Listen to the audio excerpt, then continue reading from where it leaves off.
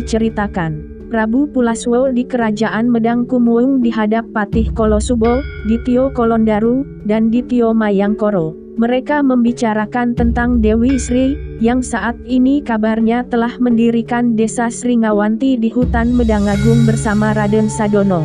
Untuk itu, Prabu Pulaswo mengirim Ditio Mayangkoro, suami Dewi Wikayi, putri Batoro Kolokeyo, supaya berangkat menculik Dewi Sri. Ditio Mayangkoro kemudian berangkat melaksanakan perintah Prabu Pulaswo.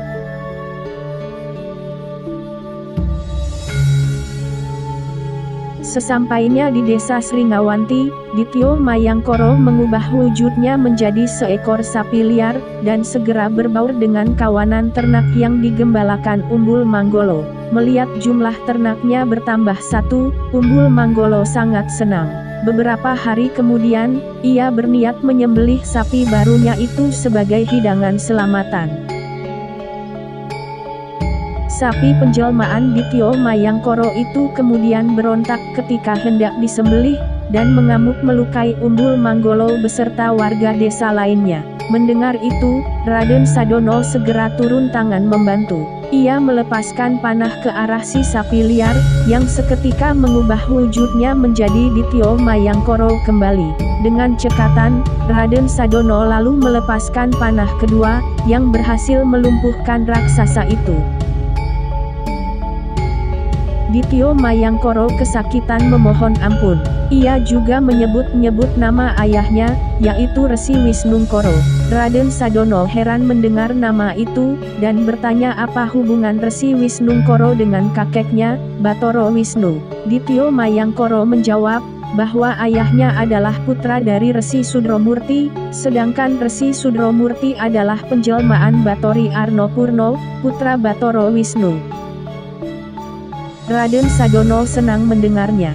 Karena itu berarti, Ditio Mayangkoro masih terhitung keponakannya sendiri. Ia lalu membebaskan Ditio Mayangkoro dan memberinya makan minum serta sejumlah uang. Raden Sadono juga menitipkan pesan, jika Prabu Pulaswo ingin menikahi Dewi Sri, maka Raja Raksasa itu harus melangkahi mayatnya terlebih dulu. Ditio Mayangkoro menerima pesan itu, dan kemudian mohon pamit kembali ke negara Medang Kumuung.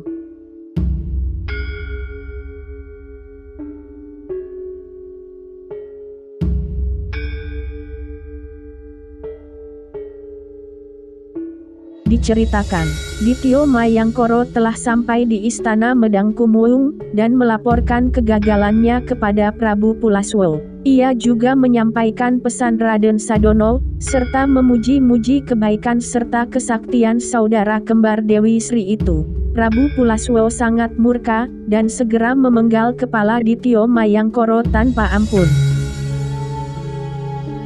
Melihat kekejaman sang raja, Patih Kolosubo dan Ditio Kolondaru merasa ngeri. Diam-diam, mereka pergi meninggalkan negara Medang Kumuung dengan membawa serta janda Ditio Mayangkoro, yaitu Dewi Wikayi, yang saat itu sedang mengandung. Dewi Wikayi adalah keponakan Patih Kolosubo dan Ditio Kolondaru. Prabu Pulaswo semakin marah, mendengar kepergian kedua raksasa kepercayaannya itu. Namun, ia tidak peduli dan tetap bersikeras melanjutkan niat memperistri Dewi Sri. Setelah mengumpulkan pasukan, Prabu Pulaswo kemudian berangkat menyerang desa Sringawanti, untuk menjawab tantangan Raden Sadono.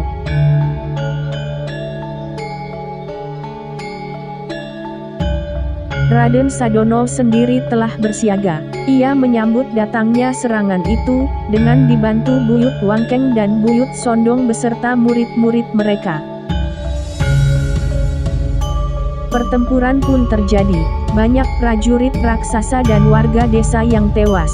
Raden Sadono akhirnya mengerahkan Aji Bayuroto, menciptakan angin besar, membuat Prabu Pulaswo dan para raksasa yang masih hidup, terhempas jauh entah kemana.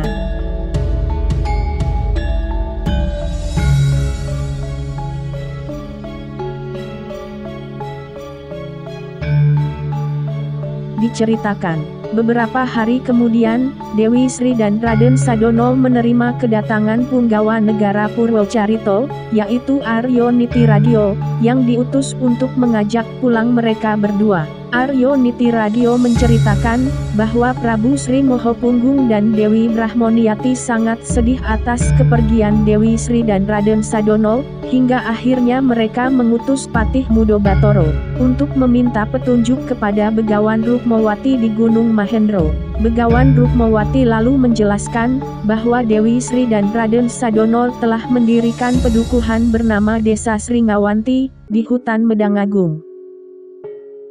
Setelah mendapatkan petunjuk itu, Prabu Sri Mohopunggung segera mengutus Aryo Nitiradyo untuk mengajak pulang Dewi Sri dan Raden Sadono. Kini Aryo Nitiradyo telah bertemu mereka berdua. Jika dulu Raden Sadono kabur meninggalkan istana, karena dipaksa menikah dengan Dewi Panitro, putri Aryo Partoko, maka sekarang hal itu tidak perlu dirisaukan lagi. Karena Prabu Sri Mohopunggung telah menikahkan Dewi Panitro dengan Raden Wandu, adik Dewi Sri dan Raden Sadono. Akan tetapi, Dewi Sri dan Raden Sadono meminta maaf, karena tidak bisa menerima ajakan Aryo Nitiradyo. Mereka mengaku sudah cukup senang tinggal di Desa Sringawanti, dan tidak mau pulang ke istana. Karena gagal membujuk keduanya, Aryo Nitiradyo akhirnya mohon pamit kembali ke Purwocarito.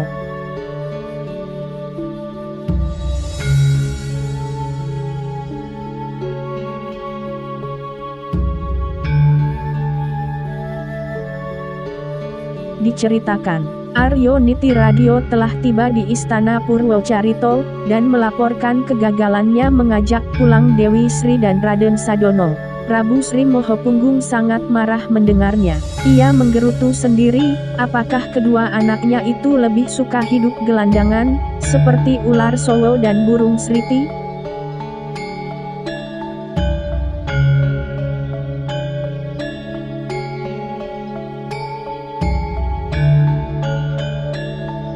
Kocap Kacarito, ucapan seorang ayah yang sedang sakit hati ternyata berubah menjadi kutukan, meskipun tidak berhadapan secara langsung. Di Desa Sringawanti, tubuh Dewi Sri seketika berubah menjadi ular sowo, sedangkan Raden Sadono berubah wujud menjadi burung sriti. Keduanya merasa kebingungan dan pergi meninggalkan desa secara terpisah. Masing-masing lalu terlunta-lunta tak tentu arah.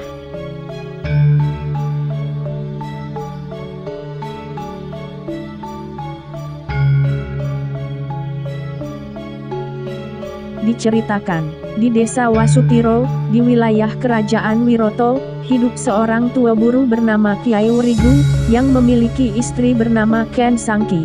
Mereka sudah lama menikah namun belum juga memiliki anak. Pada suatu hari, Kyai Wrigu meminta petunjuk kepada gurunya, yaitu Resi Wisomo, yakni Kepala Pandito Negara Wiroto, untuk memberikan jalan keluar terhadap permasalahannya.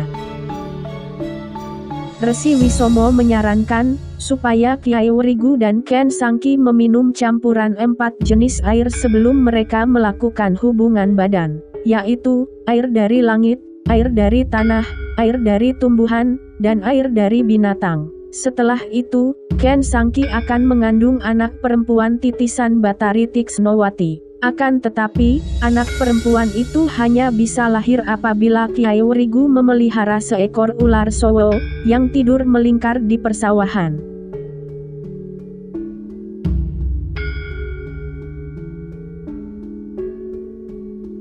Kyai Wrigu mematuhi nasihat gurunya itu. Singkat cerita, istrinya telah mengandung. Ketika memasuki usia kandungan 9 bulan, Kyai Wrigu lalu pergi ke persawahan dan menemukan seekor ular sowo tidur melingkar, sesuai petunjuk sang guru. Ular sowo itu tidak lain adalah penjelmaan Dewi Sri, yang segera dibawanya pulang dan kemudian ditaruhnya di atas tempat tidur, serta diberi makanan berupa katak hijau. Begitu ular sowo telah ditemukan, seketika Ken Sangki melahirkan seorang bayi perempuan. Malam harinya, Kiai Wurigu bermimpi si ular Sowo dapat berbicara kepadanya, bahwa ia tidak mau makan katak hijau, dan ingin disuguhi sirih ayu, kembang arum, wewangian, dupa, serta lampu kamar jangan dimatikan. Ia juga menasihati Kiai Wurigu, agar tidur di siang hari dan begadang di malam hari, untuk menjaga si bayi dari segala mara bahaya. Ia juga berpesan supaya bayi perempuan itu diberi nama Ken Raketan. Kiai Wurigu terbangun dari mimpinya, dan segera melaksanakan apa yang disarankan oleh si ular Sowo.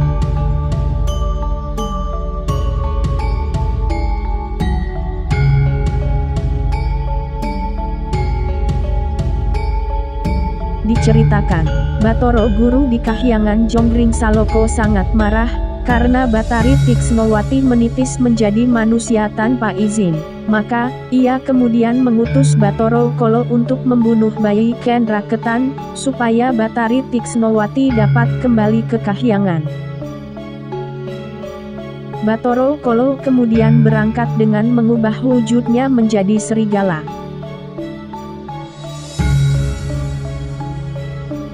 Kiai Wurigu yang sedang tidur siang di rumahnya, bermimpi si ular Sowo mengatakan, nanti malam akan ada serigala datang untuk membunuh bayi Ken Raketan.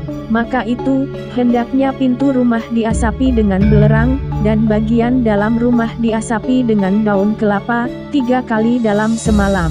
Kiai Wurigu juga harus bersesaji nasi punar dan lauk hati, serta mengelilingi rumah sambil membaca mantra menyebut nama Bathara Kala. Kiai Wurigu terbangun dari tidur dan melaksanakan nasihat itu. Akibatnya, ketika malam tiba, Bathara Kala dalam wujud serigala, gagal memangsa bayi Ken Raketan, dan segera kembali ke Kahyangan. Hari berikutnya, Bathara Guru mengirim Bathara Brahmo untuk membunuh bayi Ken Raketan. Bathara Brahmo kemudian mengubah wujudnya menjadi seekor sapi liar. Lagi-lagi, Kiai Wurigu bermimpi di siang hari, di mana si ular Sowo menasihatinya untuk memasang daun nanas yang dilorengi dengan arang dan abu, serta diasapi dengan kulit bawang merah. Bagian dalam rumah hendaknya tetap diasapi dengan daun kelapa, 3 kali dalam semalam. Selain itu, Kiai Wurigu juga perlu bersesaji nasi merah, sayur rebus, gantal, kinang, dan paradan, serta mengelilingi rumah sambil membaca mantra menyebut nama Bathara Brahmo. Kiai Wurigu kemudian terbangun dari tidur, dan segera melaksanakan nasihat itu. Akibatnya, pada malam itu Bathara Brahmo gagal membunuh bayi Ken Raketan, dan kembali ke Kahyangan. Hari berikutnya, Bathara Guru mengirim Bathara Wisnu untuk membunuh bayi Ken Raketan. Bathara Wisnu kemudian berangkat dengan mengubah wujudnya menjadi babi hutan. Siang harinya, Kiai Wurigu kembali bermimpi mendapat nasihat dari si ular Sowo, supaya menaruh duri pohon bidara di depan pintu, yang diasapi dengan pucuk daun tanjung. Sedangkan bagian dalam tetap diasapi dengan daun kelapa, sebanyak 3 kali semalam. Kiai Wurigu juga harus bersesaji nasi hitam dengan lauk ikan laut, serta mengelilingi rumah sambil membaca mantra menyebut nama Bathara Wisnu. Kiai Wurigu kemudian terbangun dari tidur, dan segera melaksanakan nasihat itu, sehingga Bathara Wisnu gagal melaksanakan tugas dan kembali ke Kahyangan. Bathara Guru sangat marah, dan memutuskan untuk berangkat secara langsung membunuh bayi Ken Raketan, dengan disertai para dewa. Mereka kemudian mengubah wujud menjadi berbagai macam binatang, mulai dari burung, kambing, kijang, tikus, sapi, bahkan sampai nyamuk dan semut. Kali ini, Kiai Wurigu dalam mimpinya mendapatkan nasihat panjang lebar dari si ular Sowo, demi menghadapi serangan besar itu. Hendaknya, Kiai Wurigu juga mendatangkan tetangga kiri kanan, serta jangan sampai melepaskan si bayi dari gendongan. Kyai Werigu kemudian terbangun dari tidur, dan segera melaksanakan semua nasihat itu, sehingga Batoro Guru dan pasukannya gagal membunuh bayi Ken Raketan.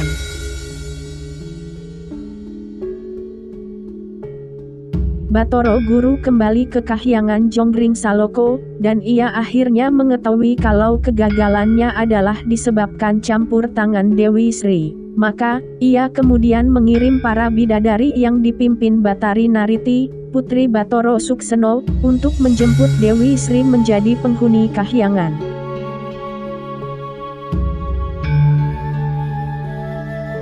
Rombongan Batari Nariti telah sampai di rumah Kyai Werigu, dan menyusup masuk menemui ular Sowo penjelmaan Dewi Sri. Batari Nariti menyampaikan keputusan Batoro Guru, untuk menjadikan Dewi Sri sebagai bidadari Kahyangan, dan hendaknya tidak lagi campur tangan melindungi bayi Ken Raketan.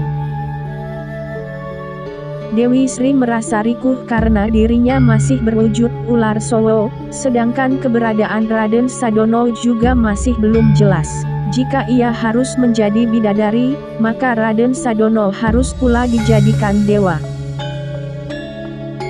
Batari Nariti kemudian menjelaskan, bahwa kedatangannya adalah untuk meruat Dewi Sri kembali menjadi manusia, dan menjemputnya naik ke Kahyangan. Sedangkan takdir Raden Sadono, kelak juga akan teruat menjadi manusia oleh Begawan Brahmono Resi di Gunung Indrogiri. Dewi Sri merasa lega, dan ia lalu menurut saat Batari Nariti membebaskan dirinya dari kutukan.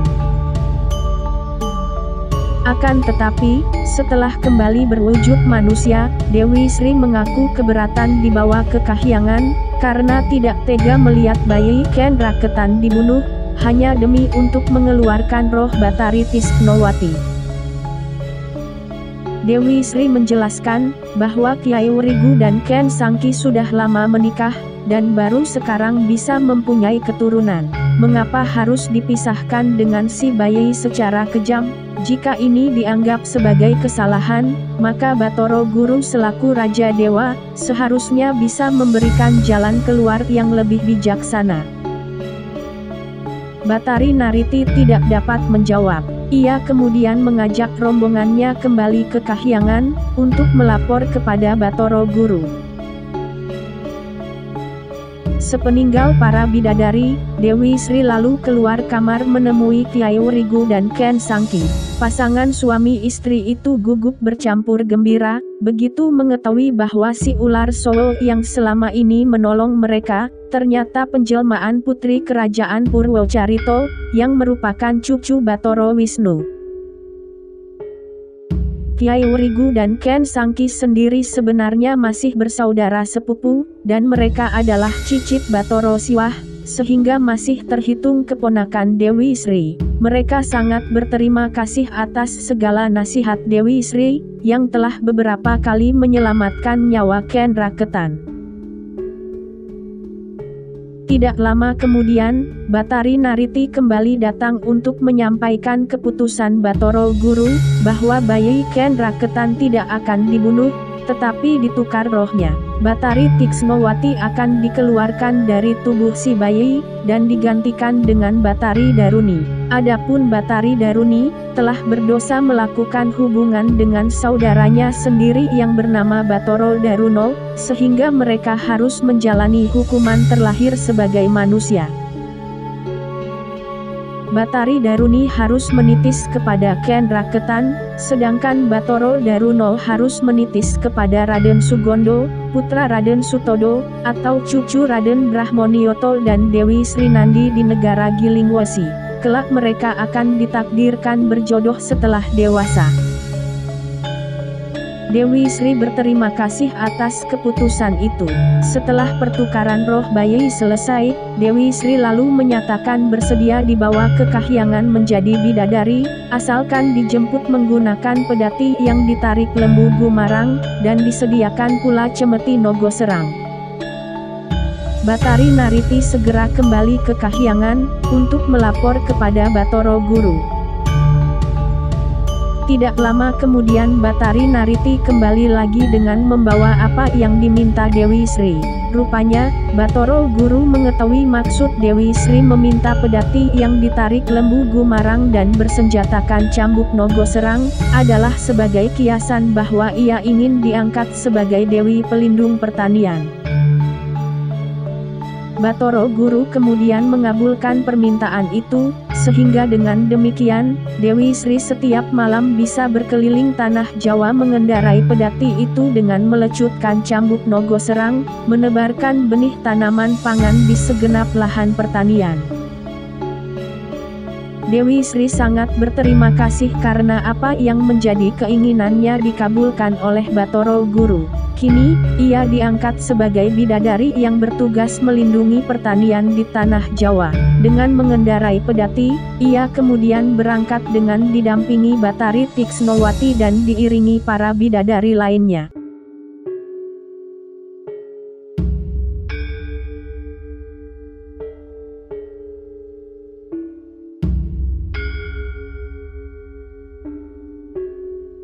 Diceritakan, di Gunung Indrogiri di tanah Hindustan, Begawan Brahmono Resi sedang dihadap putrinya, Dewi Laksmitowahni.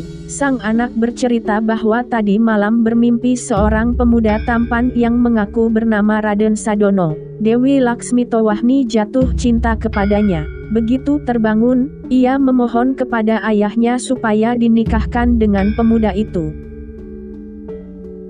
Begawan Brahmono Resi kemudian bersiap untuk berangkat ke tanah Jawa. Akan tetapi, ia merasa kesal karena sanggar tempatnya bersembahyang dikotori oleh seekor burung sriti.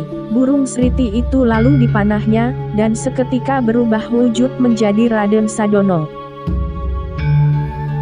Raden Sadono menceritakan kalau dirinya mendapat kutukan dari sang ayah menjadi burung sriti, sedangkan kakaknya yang bernama Dewi Sri, berubah menjadi ular sowo. Begawan Brahmono Resi merasa terharu dan bersyukur mendengarnya. Ia kemudian menikahkan Raden Sadono dengan putrinya, Dewi Laksmitowahni. Akan tetapi, ketika dari perkawinan itu lahir seorang bayi perempuan yang diberi nama Dewi Hartati, tiba-tiba saja Raden Sadono musnah, karena dijemput Batoro Narodo untuk menjadi dewa penghuni kahyangan. Jika Dewi Sri diangkat sebagai Dewi Pangan, maka Raden Sadono diangkat menjadi dewa sandang.